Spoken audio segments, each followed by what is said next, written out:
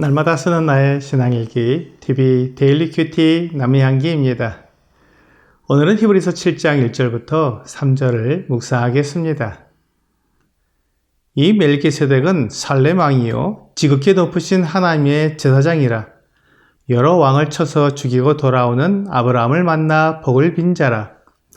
아브라함이 모든 것의 10분의 1을 그에게 나누어 주니라. 그 이름을 해석하면 먼저는 의의 왕이요 그 다음은 살렘 왕이니 곧 평강의 왕이요 아버지도 없고 어머니도 없고 족보도 없고 시작한 날도 없고 생명의 끝도 없어 하나님의 아들과 닮아서 항상 제사장으로 있느니라. 오늘 본문은 멜기세덱에 대한 설명을 시작하고 있습니다. 히브리서 기록자가 멜기세덱에 대한 설명을 하는 이유는 예수 그리스도의 대제사장 직분을 이해하기 위해 꼭 필요한 과정이기 때문입니다. 예수 그리스도께서 우리의 대제사장이 되셔야만 우리의 모든 죄를 다 용서하실 수 있으며 우리를 하나님의 임재 앞으로 인도해 갈 수 있기 때문에 예수 그리스도의 대제사장 직분은 매우 중요합니다. 대제사장은 아무나 될 수 있는 직분이 아닙니다. 하나님께서 부르신 자들이 대제사장이 되었습니다. 그런데 하나님께서 모세에게 주신 율법에는 아론의 자손들 가운데 대제사장을 세우도록 기록되어 있습니다. 출애굽기 29장 9절은 아론과 그의 아들들에게 띠를 띄우며 관을 씌워 그들에게 제사장의 직분을 맡겨 영원한 규례가 되게 하라. 너는 이같이 아론과 그의 아들들에게 위임하여 거룩하게 할지니라 라고 말씀하고 있습니다. 이와 같이 제사장이 되는 권한은 오직 아론의 자손들에게만 주어진 것이었습니다. 그런데 예수 그리스도는 아론의 자손이 아니었습니다. 아론의 자손은 레위 지파에 속해 있었는데 예수님은 유다 지파에 속하여 태어나셨기 때문에 율법에 의한 제사장이 되실 수 없었습니다. 그렇다면 예수 그리스도께서 어떻게 우리의 대제사장이 되셔서 우리의 죄를 용서하고 하나님 앞으로 나아갈 수 있도록 도와줄 수 있는지 의문이 들게 됩니다. 율법에 속한 제사장이 되지 않고도 하나님의 제사장이 될 수 있는 방법이 있어야 하는데 그것이 바로 멜기세덱입니다.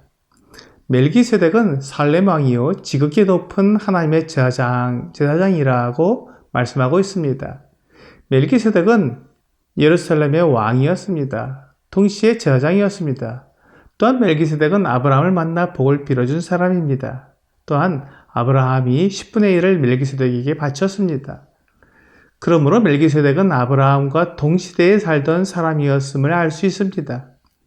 그렇다면 멜기세덱은 모세에 의해 이스라엘 백성들에게 주어진 율법과는 상관없는 사람임이 틀림없습니다. 그렇다면 멜기세덱은 어떻게 제사장이 되었을까요? 율법에 의하면 아론의 자손은 혈통적으로 제사장이 되었기 때문에 누가 어떻게 제사장이 되는지 고민할 필요가 없었습니다. 그러나 멜기세덱은 그렇지 않았습니다. 그는 혈통적으로 제사장이 될 수 없었기 때문에 다른 방법으로 제사장이 되어야 했습니다. 아마도 그는 하나님께서 직접 제사장으로 삼으셨을 것입니다. 멜기세덱에 대해 더 자세한 부분을 살펴보면 그의 이름은 의의 왕, 평강의 왕이라는 뜻을 가지고 있습니다. 예레미야 23장 6절은 그의 날에 유다는 구원을 받겠고 이스라엘은 평안히 살 것이며 그의 이름은 여호와 우리의 공이라 일컬음을 받으리라 라고 말씀하고 있습니다. 멜기세덱이라는 이름이 나의 왕은 의로우시다라는 뜻이기 때문에 예레미야가 우리 주 예수님을 여호와 우리의 공이라고 말한 것과 연결이 되고 있습니다. 또한 살렘 왕은 평강의 왕인데 이사야 9장 6절은 이는 한 아기가 우리에게 낳고 한 아들을 우리에게 주신 바 되었는데 그의 어깨에는 정사를 메었고 그의 이름은 기묘자라 모사라 전능하신 하나님이라 영존하시는 아버지라 평강의 왕이라 할 것임이라 라고 말씀하고 있습니다. 장차 태어날 한 아기가 평강의 왕이라고 할 것이기 때문에 멜기세덱과 우리 주님이 연결이 되어 있는 것을 알 수 있습니다. 뿐만 아니라 멜기세덱의 기록에는 그가 언제 태어나서 언제 죽었는지 또한 그의 부모가 누구인지 나와 있지 않습니다. 이것이 멜기세덱이 천사나 어떤 영적 존재라고 말하는 것은 아닙니다. 다만 그의 출생과 부모가 나와 있지 않기에 그의 제사장 직분이 혈통과 같은 것으로 이루어지지 않았다는 것을 말하는 것입니다. 그렇다면 멜기세덱이 제사장이 된 것은 하나님의 부르심으로 되었다는 결론을 내릴 수가 있습니다. 그리고 그가 태어난 날도 알지 못하고 죽은 날도 알지 못하기 때문에 마치 영원한 하나님의 아들처럼 여겨진다고 말한 것입니다. 그러므로 시편 110편 4절에서 여호와는 맹세하고 변하지 아니하시리라 이르시기를 너는 멜기세덱의 서열을 따라 영원한 제사장이라 하셨도다 하는 말씀이 이해가 됩니다. 멜기세덱에 대해 이와 같이 살펴본 것은 예수 그리스도 하나님의 아들이 어떻게 제사장이 될 수 있는가 하는 것을 말하기 위함입니다. 멜기세덱이 제사장이 될 수 있다면 그의 제사장 직분은 아론의 자손들이 가지고 있는 제사장 직분보다 더 뛰어난 것이 사실입니다. 아론의 제사장 직분보다 더 뛰어난 멜기세덱의 직분처럼 우리 주 예수 그리스도께서는 영원한 제사장의 직분을 가지셨습니다.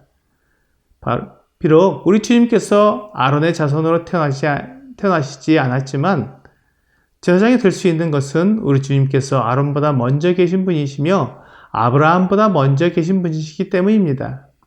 요한복음 8장 58절은 예수께서 이르시되 진실로 진실로 너희에게 이르노니 아브라함이 나기 전부터 내가 있느니라 하시니라 라고 말씀하고 있습니다. 주 예수님께서 아론보다 아브라함보다 먼저 계시기 때문에 아론의 자손들에게 주신 제사장의 직분은 주 예수님께 해당되지 않습니다. 우리 주 예수님은 멜기세덱에게 주신 제사장 직분이 해당이 됩니다. 멜기세덱이 하나님의 부르심으로 제사장이 된 것처럼 주 예수님도 하나님께서 제사장으로 세워주신 것입니다.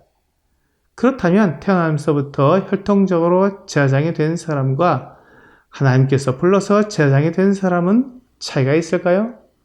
아마도 매우 큰 차이가 있을 것입니다. 하나님께서 불러서 제사장이 된 사람은 하나님께서 그를 세우신 목적을 가지고 있을 것입니다. 혈통적으로 세워진 제사장은 그에게 주어진 사역을 감당하기만 하면 될 것입니다. 이런 차이는 결국 그 무리를 이끌어가는 힘에서도 차이가 납니다. 부르심을 입은 사람은 책임감을 가지고 이끌어가지만 혈통적으로 세워진 제사장은 맡겨진 일만 감당하려고 할 뿐입니다. 오늘의 적용 질문을 보겠습니다. 예수께서 하나님께 합당한 제사장이라는 것이 나에게 어떤 의미가 있습니까? 주 예수님께서 나의 모든 죄를 다 용서해 주시는 완전한 제사장일 뿐만 아니라 내가 주 예수님의 피를 힘입어 하나님 앞으로 나아갈 수 있는 놀라운 기회가 주어지는 의미가 있습니다. 오늘 나를 위해 주 예수님의 완전한 대제사장 직분을 준비하신 하나님의 은혜에 감사하는 여러분과 제가 되기를 주 예수님의 이름으로 기도합니다.